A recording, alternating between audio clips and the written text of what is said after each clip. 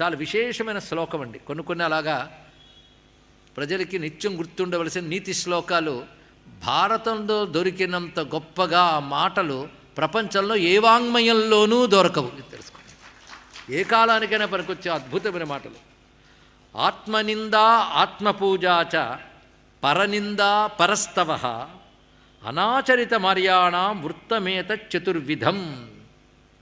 4 రీతులుగా ప్రతివాడి ప్రవర్తన ఉండాలి, లేకపోతే దెబ్బతినిస్తారు.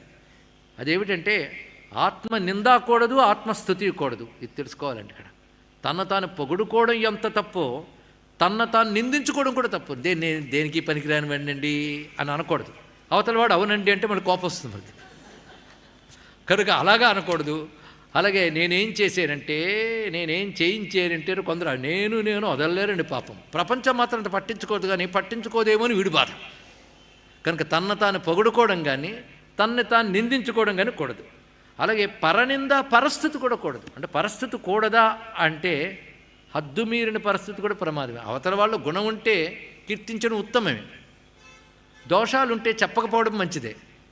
గుణాలు కీర్తించవచ్చు, కానీ పరస్థుతి పరనింద. కొంతమంది అవతల వాళ్ళని అదే పనిగా పొగుడుతుంటారండి, ఆఖరికి వాళ్ళు విసుగొచ్చేటంతా. ఈ 4 కూడా మంచివి కానాయన అని చెప్తూ